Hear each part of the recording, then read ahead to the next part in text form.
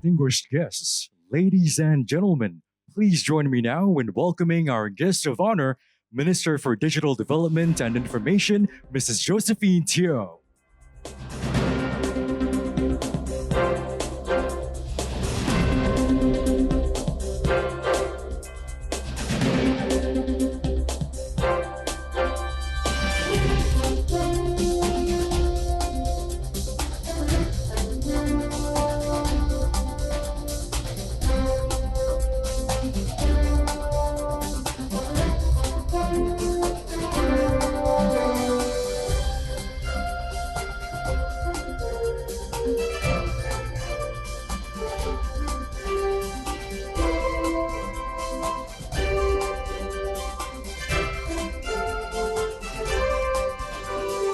Thank you and welcome, Minister. Good morning once again, distinguished guests, ladies and gentlemen, and a very warm welcome to day two of Singapore International Cyber Week 2025. My name is Mike Tan, and it is my honor to be your host this morning. Yesterday, we had set the stage with insightful conversations on the geopolitics and policies that shape the global cyber landscape. And we explored how nations can navigate a rapidly shifting strategic landscape and how international cooperation remains key to building trust and resilience in cyberspace. Today, we shift gears. Day two is a day of action. It is where policy meets practice and partnerships turn into possibilities. The spotlight turns to the industry, technology, and our operational front lines, where cutting-edge innovations are reshaping the cybersecurity landscape and transforming the way we defend, detect, and respond to threats. And to open today's program, it is my great honor to invite Minister for Digital Development and Information, Mrs. Josephine Teo, to deliver the opening address for Day 2 of SICW 2025. Minister, please.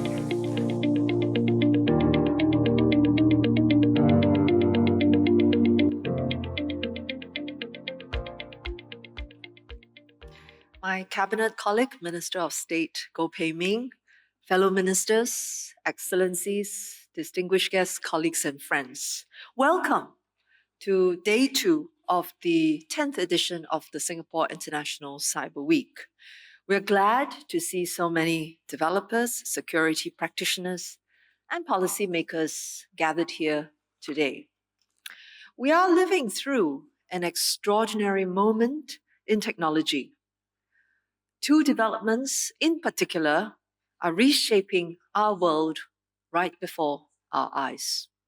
The first is Agentic AI systems that do not just analyze and recommend, but decide and take action.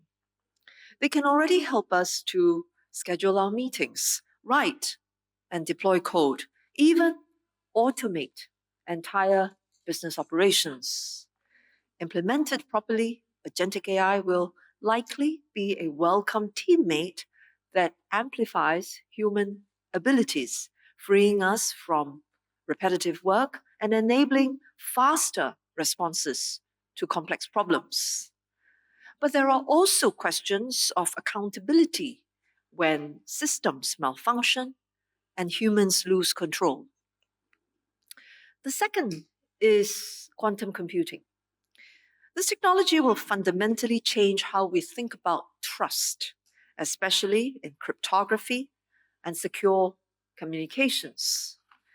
While it promises revolutionary capabilities in drug discovery and financial modeling, it could also break current encryption, potentially compromising both national security and business operations.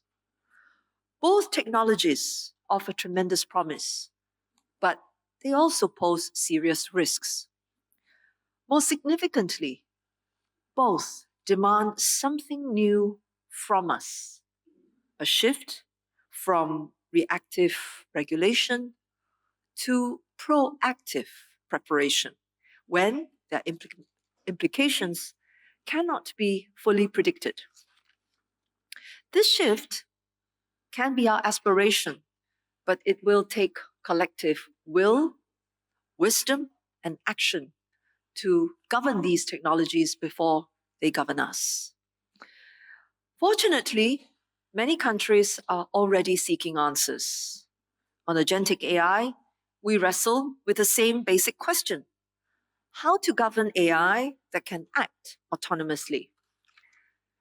The EU and South Korea have established comprehensive AI regulations, but agentic AI's autonomous decision making capabilities create practical challenges in meeting key requirements like transparency and human oversight. The US National Institute of Standards and Technology, NIST, is developing testing standards for AI agents rather than prescriptive rules. The UK's AI Security Institute has developed sandboxing toolkits for testing AI agents, though it is not known if passing a test guarantees good behavior as the agents learn and evolve. In quantum, there is also growing momentum. The UN has declared 2025 the year, or rather the International Year of Quantum Science and Technology, an extraordinary international consensus on quantum's transformative potential. The EU launched its Quantum Europe strategy to turn scientific leadership into industrial strength. South Korea established a quantum strategy committee backed by significant funding. Japan declared 2025 the first year of quantum industrialization. Along with hope, there is fear that quantum capabilities can be misused to break encryption and threaten the foundation of our digital systems. We want to know how to thrive in a post quantum future, both in terms of harnessing the opportunities and managing the risks. The question is, how long can we wait for the answers? As policymakers, we should always strive to be clear about our governance objectives when taking actions. Whether for agentic AI or quantum computing, I suggest there are three objectives at this juncture. First, our goal must be to build trust with citizens through assurance and not necessarily control of all the instances where AI agents and quantum technologies are deployed. Good governance begins with understanding risks, even when we do not exercise control, and building the tools to manage the risks systematically. We need practical frameworks for testing, validation, and accountability before the systems are deployed at scale, because it may be too late to address the risks by then. Second, we must ensure that the frameworks and tests are relevant and robust in real-world applications. This calls for the provision of safe spaces for experimentation with appropriate guardrails, for sure. Third, we want to ensure timely action. In several areas, we know the costs of not having acted early enough. The digital divide, misinformation and disinformation, online harms and scams, for example. Let us try not to make the same mistakes with agentic AI and quantum. Singapore will not pretend to have all the answers, but we would like to share how we are thinking about these issues and what we are doing in response. For a country with insufficient manpower, agentic AI offers tremendous potential. We can see them being used to enhance public service delivery, to anticipate citizens' needs and provide personalized support. Our SMEs can benefit from more automated operations and resource optimization. Our national cybersecurity can be stronger with the use of intelligent agents to detect, defend, and respond at machine speed. GovTech is already experimenting, but every new capability brings new risks. Who is accountable when agentic AI malfunctions? How do we prevent malicious use? automated cyber attacks or misinformation campaigns? How do we manage the systemic impacts on jobs or potential loss of human control? First, identifying risk systematically is what we must do. This year, GovTech launched the Agentic Risk and Capability Framework. It defines the components and capabilities of agentic AI systems to map risks and prescribe safeguards. The principle is that we must understand where and how the risks arise before we can trust autonomy. Second, we need to make assurance practical and measurable. Through the IMDA's AI Verify framework and AI Assurance Sandbox, we give developers open tools to test their systems for robustness, transparency, and safety. IMD also enhanced AI Verify to cover generative AI's unique risks through Project Moonshot, which combines benchmarking with red teaming to test for issues like hallucination and harmful content generation. We are adapting our tools and security frameworks for agentic AI, building on the CSA's guidelines and companion guide on securing AI systems. Third, we are learning by doing with real deployment. Through the GovTech Google Cloud Sandbox initiative, MDDI agencies have a chance to test and evaluate Google's latest agentic capabilities, assess the risks, develop mitigation measures, and share the lessons learned with the wider practitioner community in AI in Singapore. By observing how these systems behave and sometimes fail, we learn what guardrails are truly needed. Fourth, we are applying risk-based governance consistently. We take a sector-specific approach to governance. This sector-specific approach is designed to ensure that governance measures are proportionate to the risks. For example, financial decisions affecting livelihoods receive more scrutiny compared to entertainment recommendations. And medical diagnosis demand higher validation standards than logistics optimization. Across our regulated sectors, we follow the principle that the higher the autonomy, the stronger the assurance needed. Most importantly, humans remain ultimately responsible. This coordinated approach aims to create a comprehensive governance ecosystem where testing frameworks, security requirements, and practical implementation guidance work together. Over time, we hope to build a governance stack that scales AI capability and risks while maintaining human accountability at every level. In quantum, we are also taking concrete action.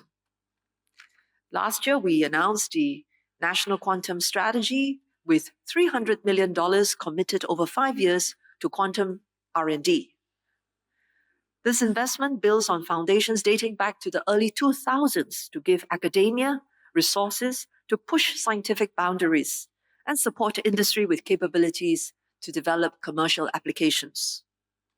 But we are also managing the risks. Whilst there is growing awareness of the quantum threat, few organizations have embarked on quantum-safe migration. This is likely because of uncertainty over quantum developments and the lack of specific guidance. CSA will therefore plug this gap by launching 2 resources for public consultation today.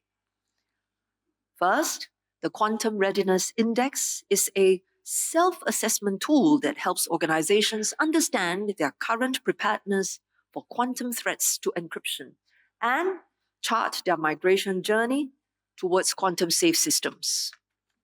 Second, the Quantum Safe Handbook provides guidance for organizations, particularly critical information infrastructure owners and government agencies, to ready themselves for the transition to quantum-safe cryptography. This handbook was jointly developed by CSA, GovTech, and IMDA in collaboration with leading technology companies, cybersecurity consultancies, and professional associations.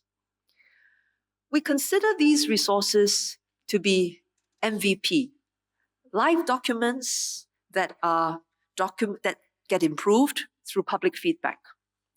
And we welcome you to contribute so that we can all learn together. Let me now turn briefly to the important topic of international cooperation. There is a fundamental reality about both technologies that we have discussed today. Neither agentic AI nor quantum computing respects borders. A breakthrough in quantum computing anywhere affects encryption everywhere. A vulnerability in one country's systems can cascade globally. We have seen multiple examples of this in the last year alone.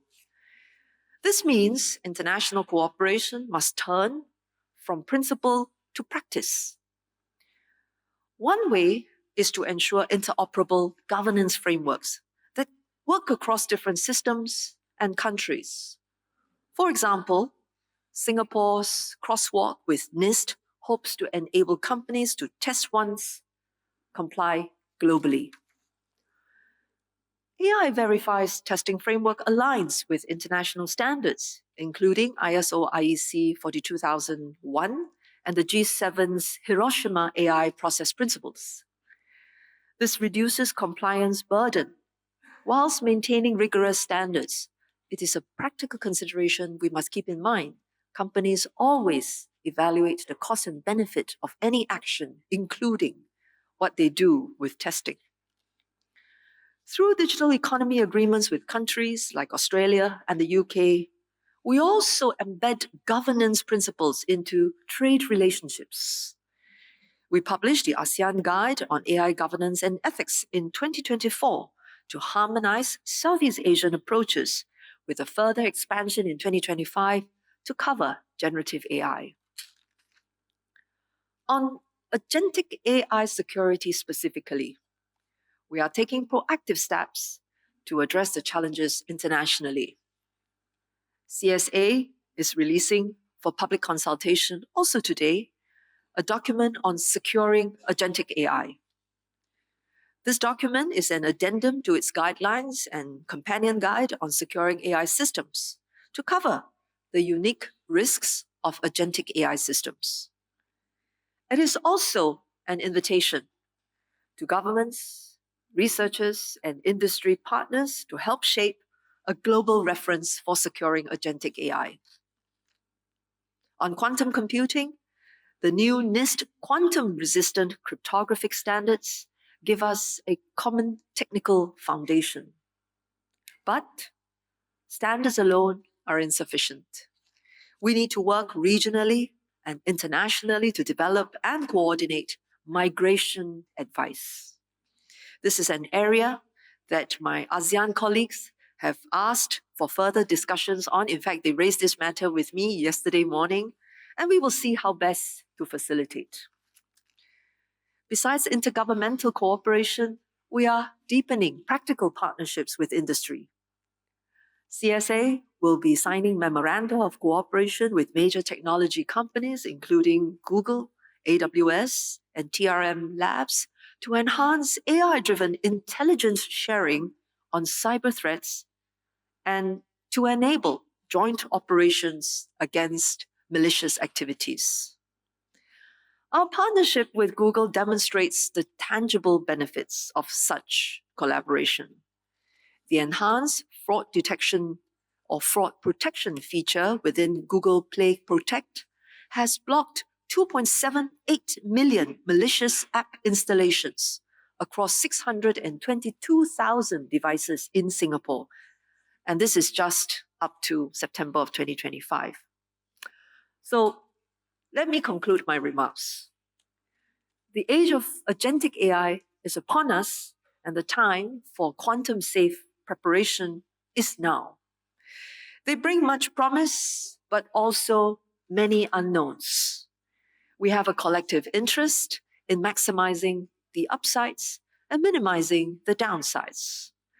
By working together with a sense of urgency and purpose, we will learn faster and better our chances of success. On that note, I thank you once again for being part of the SICW and wish you many more fruitful discussions. Thank you. Thank you very much, Minister, for your insightful address. You have set the stage perfectly for today's discussions, reminding us that as technology accelerates, our responsibility to secure and steward it must grow just as fast. And as we just heard from Minister, the pace of technological change is accelerating, and few developments embody that shift more vividly than artificial intelligence. Next, we have our first high-level panel titled Infinite Actions, Finite Control, Securing Agentic AI. Agentic AI systems represent the next leap in AI development, and these are not the same as large language models that produce content only based on prompts. Agents can take autonomous actions, self-manage actions toward open-ended goals, and interact dynamically with their environment. And this brings remarkable opportunities, but also new and unpredictable risks. Such systems challenge many of the assumptions and foundations that have guided our security paradigms. And that is why today's discussion is so important. Our distinguished panel of experts from government and industry will explore the intricate landscape of AI security and explore the opportunities and emerging security implications of agentic AI. Ladies and gentlemen, I would now like to take this opportunity to direct your attention to the cards that you find on your seats. The Cybersecurity Agency of Singapore invites you to take part in a public consultation on the addendum to the guidelines and companion guide on securing AI systems. Do scan the QR code at your convenience. In the meantime, I would like to direct your attention to the screen as well. We will be taking questions from the audience after the panel discussion and invite your participation to engage with our panelists during the Q&A segment. You may submit your questions on Slido at any time during the discussion. The QR code, of course, is on the screen, and we look forward to a lively and thought-provoking exchange with our panelists. Without further ado, I'd now like to invite our panelists for this morning. Please put your hands together to welcome Mr. Andrew Elliott, Deputy Director for Cybersecurity Innovation and Skills Department for Science, Innovation and Technology, United Kingdom. Dr. He Ray Min, Chief AI Officer and Deputy Government Chief Digital Technology Officer, Ministry of Digital Development and Information, Singapore. Ms. April Chin, Co-CEO, Rosaro. Mr. Royal Hanson, VP Security Engineering, Google. And ladies and gentlemen, this panel will be moderated by Ms. Gail Goh, Director of Strategy and Planning from the Cybersecurity Agency of Singapore. Over to you, Ms. Goh. Good morning. Minister Josephine Teo, Minister of State Goh Pei Ming, distinguished guests, ladies and gentlemen, thank you for joining us bright and early for the first panel of the day on a topic no less exciting than agentic AI. We've just heard Minister speak at some length on this topic, and as she summed it up well, AI agents don't just analyze or recommend, they can decide and take actions, potentially, but not necessarily infinite actions, for which we have finite control. So a lot of potential and upside on the table, but also many new risks and implications that are not yet fully understood. How can we adopt agentic AI safely? This is a very human problem, and it's our privilege to have 4 very capable individuals here today to help us put our minds to it. In case you missed it, He Ray Min is Singapore's Chief AI Officer. He's also been a member of the UN high-level advisory body on AI. Andrew leads cybersecurity innovation at skills at the UK's DCIT. April is the co-CEO of Rosaro, and Royal, VP of Security Engineering at Google. As for myself, my team at CSA looks at the intersection of cybersecurity and emerging technologies, including AI. So I'm very much looking forward to this conversation, and I'm sure that you'll have solved all of the problems that I grapple with at work at the end of the next 40 minutes. So let's start by putting all of us on the same page with a really basic question, and I'm going to give Andrew the honors to kick us off on this one. Okay, so what really is so new about agentic AI? How different is it from what we've seen before? And how worried should we be? Thank you. That's the question I think we're all pondering. Let me start by thanking Minister Teo for what a wonderful speech, because I think it sort of set out a lot of the things which we are thinking about. Um, I think our starting point in the UK is that, as with everything in cybersecurity, there are no silver bullets trying to fix this problem. So the minister raised the question a couple of times about good governance, and that is absolutely critical. I think that with this uncertainty that we have at the moment as to exactly how these risks are going to play out, as with everything in cyber, we need to make sure that we have good governance. We put in place in every organization clarity as to who is going to take responsibility and who is going to be accountable, and how we're going to respond when things go wrong, which they will do. In the UK, the other thing that we have been doing is we've been sort of trying to focus on the basics around AI security. What are the core things which we actually need to do, implement, and make sure that organizations understand? We've published a code of practice for AI security, and we've been working now with international standards bodies to standardize that. And we've recently reached the point where ETSI, a European standards body, has taken that, and we've got the standard now currently being consulted on for its final stages. But we need to keep seeing how these things work, and I really welcome this consultation you're launching today from the CSA. It's this evidence from working between government and industry which is really going to drive us into establishing exactly what we should be doing next. Thanks very much for that, Andrew. And certainly the UK is one of the very trusted partners that we work with precisely to red team and to test some of this advice that we put out to industry. Raymond, why don't we turn the spotlight on you? Let's hear your perspective on this as well from Singapore's experience. What difference has agentic AI made to your work? Morning, everybody. Great to be here. I think our minister talks a lot about how, if implemented correctly, an agent could likely be a welcome teammate. Made me think very hard about what kind of teammate this person could be. And I landed on an intern. Right? The intern is someone who is quite plentiful, very enthusiastic, quite cheap, occasionally with flashes of brilliance, but you really have no idea what's going through that intern's head. And I think how I think about interns and worry about them is precisely how I want to approach agentic AI. What kind of permissions do you give the agent? What do you worry about doing? What kind of work do you want him to do? If you're not very sure, maybe just ask him to get you coffee, but also that one quite dangerous. And I think that's a general frame that we approach this. Yeah. Thanks, that's interesting. I'm going to push that a little bit or open that up for views. So interns are, everyone loves interns, right? Who doesn't love interns? But interns, maybe not maybe not the highest paid. Maybe you wouldn't entrust them with the most biggest responsibilities in your company. Where then is the upside and the growth potential? So maybe April and Royal, why don't you chip in? What do you think about the upside here for agentic AI? I think to build on that and provide an enterprise view as well, there's no doubt, I think 9 out of 10 organizations and leaders today would affirm that there's huge upsides and potentials to using generative AI agents, of which about 7 out of 10 have already successfully experimented, moving into POCs. But what's interesting is only about 1 out of 10 have successfully brought it into production. And that exactly it's aligned with Raymond's analogy of interns, right?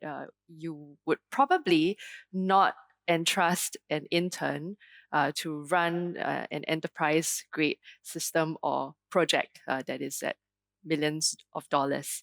And what we're seeing now is this bottleneck at the validation stage of using agentic AI systems, just like how you might possibly struggle to have an intern give you a very in-depth answer around the way they thought through a project.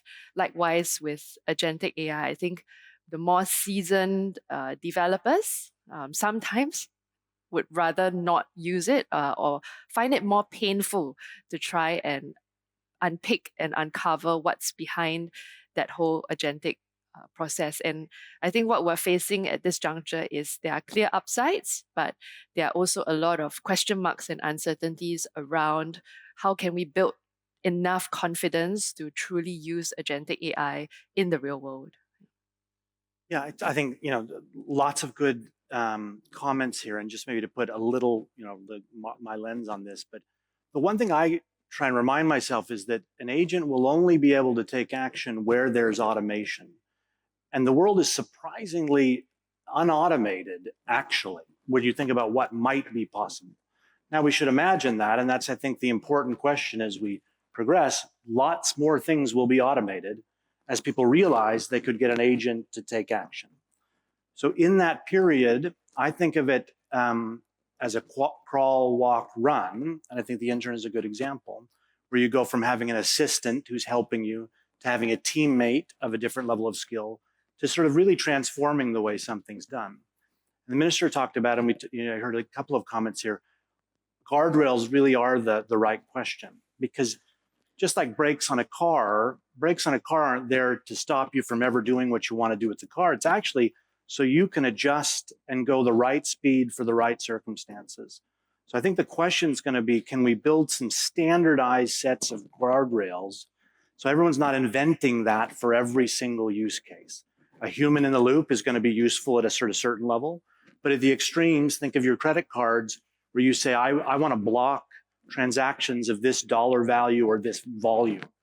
So giving some primitives, the developers to users, that they can get used to and learn to use the tools with those breaks, with those guardrails, that's what's important. It's a very democratic technology. Everyone's going to use it in a slightly different way, but they need those guardrails to feel comfortable that they can learn and incrementally go from assistant to transformation.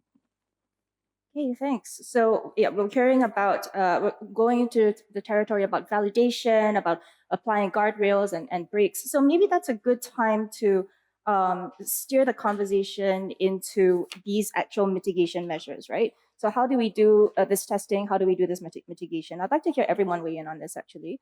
But let's start with April. I'm interested to hear your take on this because Rosaro is an AI assurance provider. So there are AI security practices in place today, and we're familiar with some of these, the red teaming, adversarial testing, access controls. Now, do these continue to be relevant, or would you say agentic systems have such unique properties that we need a significantly new playbook? Yes, I think that a large part of the testing and evaluation practices that we've already established is still relevant. But the key thing is to shift our paradigm from a linear approach of testing, as we would with QA testing and software testing, to what we call a modular perspective, right? Which is very important in complex systems like agentic AI architectures. And what do we mean by modular? We, for example, at Rosaro, would come up with a test plan for LM chatbot.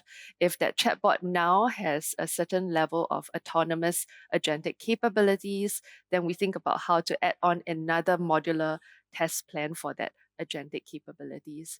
And in a way, this modular concept is not new. If you look at how we test and assure safety critical systems, that assurance case is often built up by testing different parts or modules of that critical infrastructure.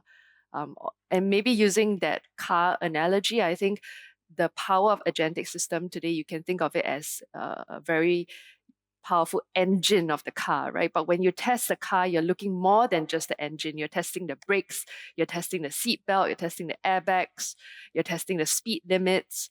And that over time is what we need to get to. So specifically for agentic systems, I think one new shift that we need to start pushing towards is that human to AI handover process. When can the human be comfortable enough to allow that agent to fully or partially automate? And likewise, the inverse, right? When might it be time for the agent to alert the human to step back in and take over as a manual process again? And that, I think we were just discussing, is quite fundamental change in the way developers go about their workflows. Royal, how about you add to that? Yeah, I was thinking that the protocols are the first place to get right, and so I've been happy to hear sort of the talk about this, standards and the collaboration across the globe, because that's going to be important, right? Everyone's going to rush into this breach, and it would be wonderful for that, comply once, or and then apply that globally. And think of the agent-to-agent protocol or the model context protocol, 8A or MCP. People may have seen Google released a couple weeks ago an agent-to-payment protocol, which is sort of the beginning of, and the minister said the same thing, the sector-specific. So I think what will be really important is in the context of financial payments, a bad outcome is defined differently than it is in health or in transportation.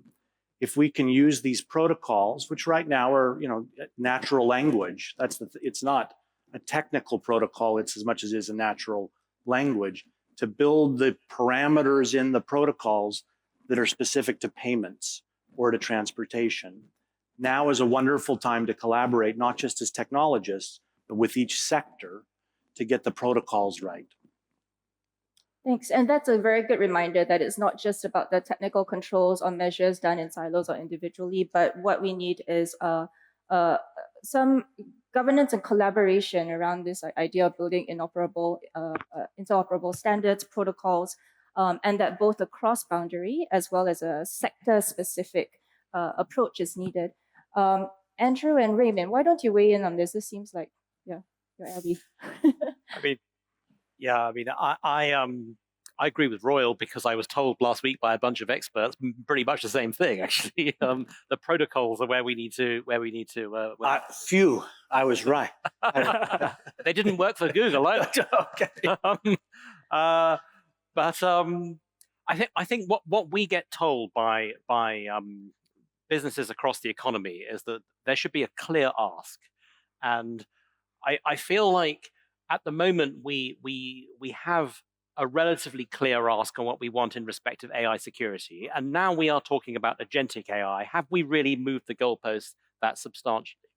And the what I think is true is that although the risks are different, the attack vectors to exploit those risks and to exploit those vulnerabilities are actually probably more or less the same. So we need to double down on focusing on addressing the basics, while learning how to handle these new issues, which my colleagues here have drawn out.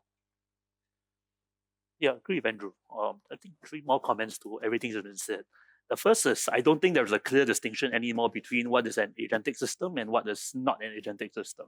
You see many companies talking about how their software, and if you look at Microsoft Word and Google, many of its products that were traditionally not agentic have all been supercharged with agents. So I think taking a broader frame on just evaluating software systems in general is helpful.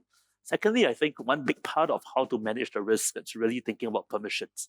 What permissions do you give an agent to have? What kind of authentication regimes, what kind of identity certifications do you give? Because that's the first step at limiting both the opportunities and the risks that can come out of any agent that acts on your behalf.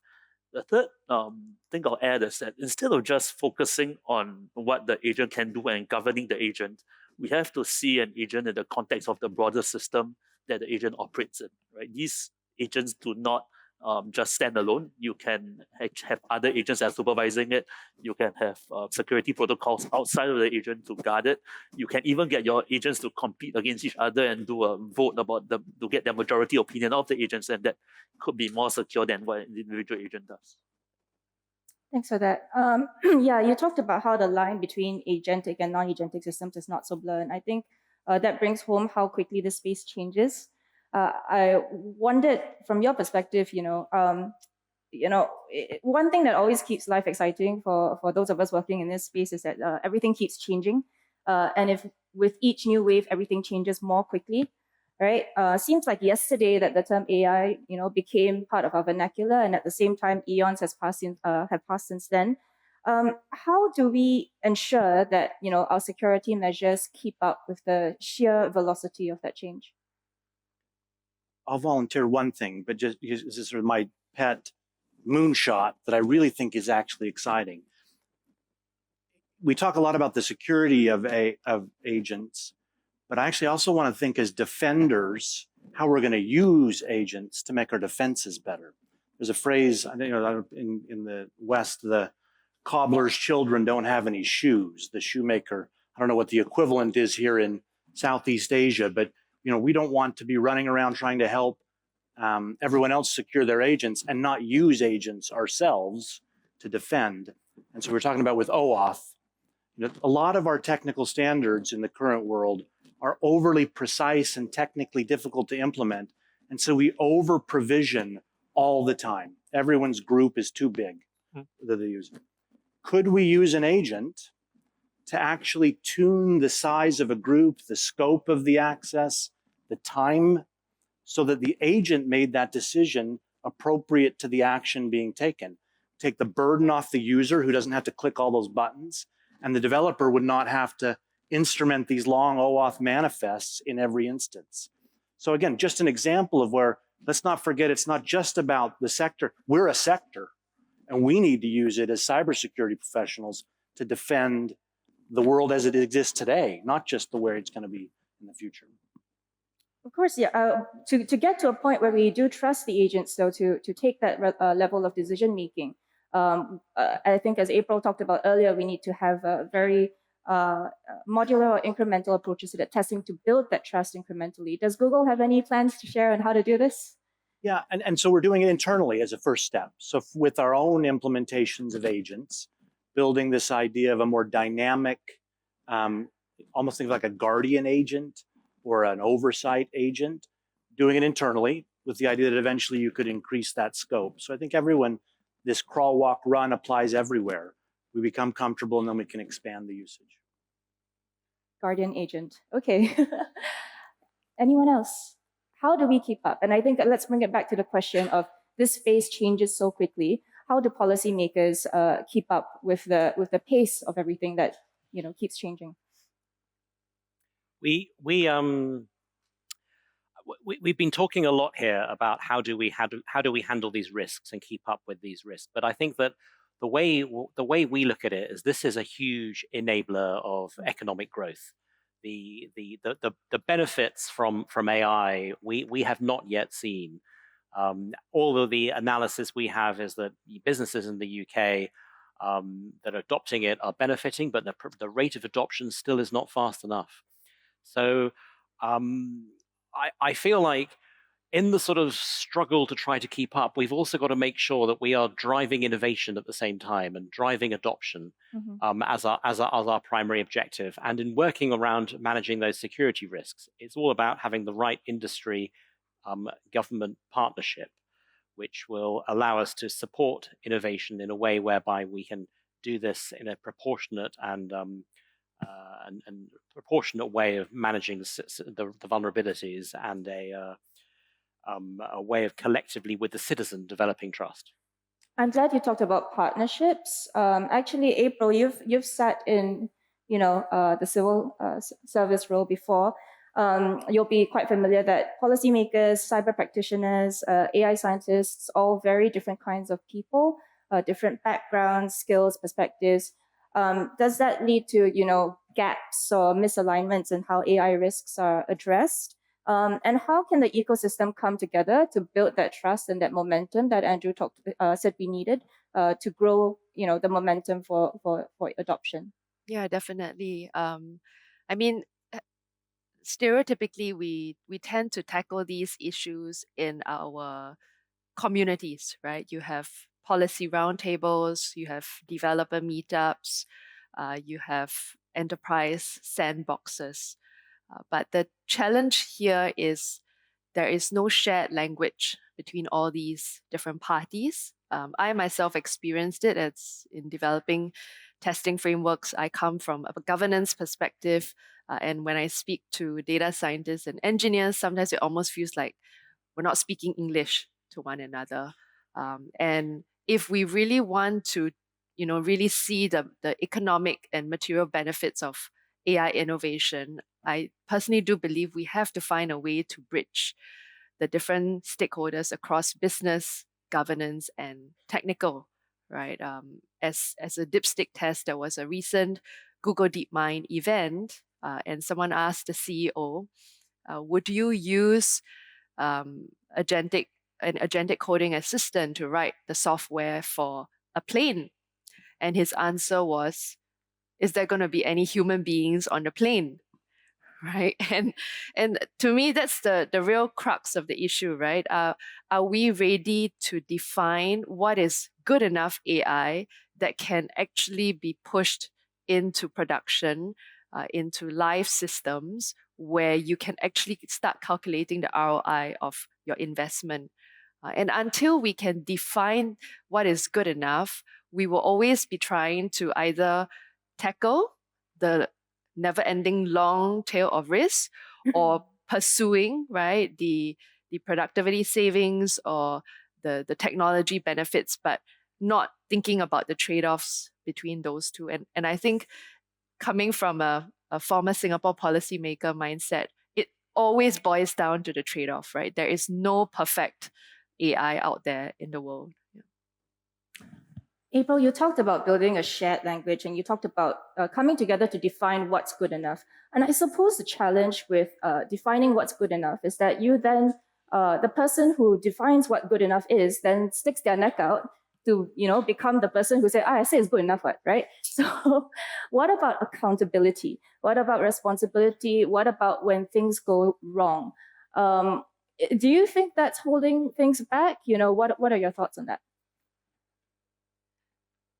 Personally, I think at the end of the day, the human being still needs to be accountable. I think if I give the healthcare analogy, we work with clinicians regularly, and for them, right, they do believe that as clinicians, they have to take ownership of the decision, even if it's supported or provided by the AI. What's really interesting here, though, is we're starting to have conversations around whether clinicians need to then buy insurance to indemnify themselves from the use of AI in their practice, right? So I think in this space of accountability and liability, we're probably also going to see innovations arising out from the insurance space, and how overall as a sector or as industries, we're going to weigh up the cost and benefits of undertaking certain risks with adopting AI. So ultimately, the organizations and the users who implement the use of agentic AI systems bear responsibility. How about other parties in this process? Please, Royal. I'm just going to add to that, to the linkage to a human, I think is an important principle. And that'll have to vary a little bit because you don't want to clone your own access, like I said before, in every case, but it should be linkable, right? We want that accountability. The other principle I think that is important there is observability and the way we log, because these will inevitably be used as we figure out how to adjudicate disputes, conflicts, etc. We want a standardized way of looking at the logging mechanisms. So I think thinking in this more principled way about it will vary technically, but those high-level principles will become important. Mapping to a human in some shape or form, and the observability or the logging that goes with the action. Humans are accountable. If you deploy the systems, are accountable. But we have a question here, for instance, on how the responsibilities should be shared across developers, also regulators and users, right? So not just deployers. Thoughts on that?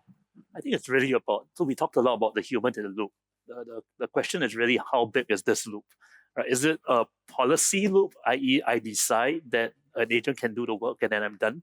Or is it, and in the other extreme, every single action there is a human in the loop, right? And that's probably going to be the end user that's then responsible. I think making the decision on the size of that loop would vary depending on use case, and really then decides what is a responsible, meaningful level of accountability and where the accountability lies. I suppose if you have human in the loop for everything, then that defeats the point of agentic AI. Yeah. But to the question also about how about the role of and the responsibilities of the developers, the regulators, the users, how do you allocate these responsibilities across the ecosystem? All of those parties clearly have a stake in ensuring that we have a resilient economy. I feel like as a government, we always try and drive the tech companies to build security in and to develop more secure products. particularly for SMEs, small medium enterprises, where those businesses don't necessarily have the expertise and the capabilities to be able to manage all of the technicalities, and where possible, they ought to be able to take these products out of the box and be able to trust them and configure them without too much confusion. So there is definitely needs to be a lot of responsibility placed on the vendors to ensure that they are supporting everybody else. But as you move up the scale, it's not really practical to place all the responsibilities in one place. In the UK, we have our governance code of practice, which we try and encourage all companies to comply with. We know that there's countless evidence that if you are an organization that has good board accountability and responsibility, that you have regular conversations about your cyber risks at that level, you are a company that is much more robust, is managing its supply chain, understands its threats, and can respond to incidents. Accountability and responsibility lies everywhere, and before you turn the system on, you have to have all of that sorted out as your number one. Just one quick thing on this, as I hear you all talk, and I think it's super important, is that this isn't a technology that is going to land in everybody's lap perfectly formed for what they need. It's a very democratic technology, and by that I mean like writing or like the computer, the personal computer broadly. And so to make good decisions, I think we need a society that has experience with the technology. They'll make better decisions in each of those companies, communities, countries, if they're familiar with how it works.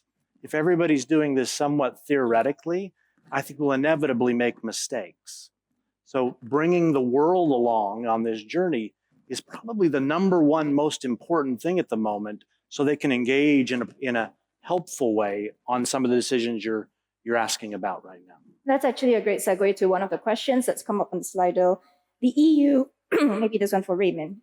The EU mandates AI literacy for developers, providers, and users and organizations. How can we do the same for agentic AI for the public's responsible use in Singapore? Well, I think there are different levels to this. Within the civil service, we certainly have mandated mandatory AI literacy module, and 150,000 people have to take this annual quiz to understand basic AI literacy. We haven't updated we just rolled it out. The syllabus has not gone into AI. Yeah, I was trying to remember if I've done the quiz. That's something for next year. I think we need to start working on it. But I think beyond that, for the broader society, it is probably really about getting everybody familiar with what this is about, and starting from there, right? So within our libraries, within the broader community, we're giving opportunities for people to experience AI. Today, a lot of it's generative AI. I think increasingly, you see it in individual products. Singapore's already one of the top per capita users of AI in the world, and I think that's a very important start for the population to get familiar. Thanks very much for that. Okay, we are almost out of time, but I wanted to hear some closing thoughts from each of you. I wanted to ask, what does the future look like, 3 to 5 years from now? Let's say you have a magic wand, you have everything you want for a trusted agentic AI ecosystem. What does that look like? And also, so that everyone here can walk away with something practical to do, what are the steps that we should take now to get there? Go in what order? I'll start. Okay. We'll go that way. The other moonshot that I'm super excited about is that people may have seen our work called Big Sleep, where we've combined some of our vulnerability researchers with agents and said, can you find 0-day vulnerabilities in products without any human intervention? And so you see that as the beginning, and we found vulnerabilities in open source and other products, starting to be dozens of them. But that's not the end of the story. Now we need those agents to fix the vulnerabilities in an automated way. We remember in the security industry 20 some odd years ago talking about self-defending applications. And I think you see in the beginning of agents, the beginning of that possibility. There's a lot of work to do, but if we could find and fix without human intervention, think about the cycle, how quickly cybersecurity is a game of speed. If you can do that quickly, you don't have to be perfect because you're competing at the pace of the attacker. So to me, a self-defending application is starting to become a real possibility. Work to do, but that's my hope. I think in the next 3 to 5 years, we will see validation and testing as very much an upstream process that needs to be undertaken uh, along with the development of these agents. And what I hope to see is that testing is a means to build confidence and not just compliance. But where we would probably should invest more time understanding is ultimately people's behavior only changes when it's easy for them, right, to undertake those tasks. I think by nature, human beings are lazy. I'll put up my hand and admit to that. And the more we can understand what is that human to agent interaction, and at the heart of it, what the human needs to know in order to meaningfully supervise, use, and instruct the agents, the easier it will be to start seeing the fruits of, for example, having agents versus attack agents, harnessing the technology behind reinforcement learning. There's a lot of focus on the technology today, but I think if we can also start looking at that human to agent interaction, then collectively we will, I believe, in the next 3 to 5 years, build a stronger ecosystem where we are able to move fast with the innovation, but also build the right confidence levels and guardrails along with it. Yogo, last year I was on the same stage as the moderator of a panel that was about securing AI, generative AI. This year the panel is about securing agentic AI. Who knows what's next year's panel going to be? But I think the same principles will remain. It's going to be about being practical. It's going to be about being collaborative, being iterative, and really being balanced and dealing with both the opportunities and the risks. In terms of practical steps for the audience, I suspect it's really about engaging with the technology. Whether you're a practitioner or a policymaker, ideally it's the same person so that you grapple with the trade-offs. And the best way to do this is not to do it alone, but to do it with a community. Singapore has a space called Lorong AI where almost every day you have a talk about some practical or policy issue regarding AI. I think that's a very helpful way for everybody to really keep up to speed, share your knowledge, share your experience, and then move forward. I think trying to ask a government official what they think their crystal ball is showing them for 5 years' time is always going to be a little difficult. I mean, the way I think about that question is if you look back at other technologies we've seen in recent years, be it 5G communication technology or maybe I don't know Bluetooth technology or quantum is still emerging. It takes some time to see actually how it actually gets deployed and where it has that transformative impact across the economy.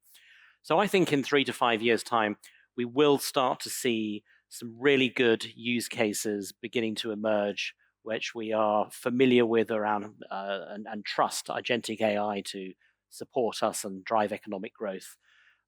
So once we have established where it sits and what its role is and how its benefits are actually recognized by the citizens, then I think we will have reached a maturity which allows us to be much clearer as to exactly what our expectations are of everybody across the ecosystem to make it operate in a smooth way. Thanks very much. And I suppose for that future to happen, we've talked about some of the things that need to happen now today.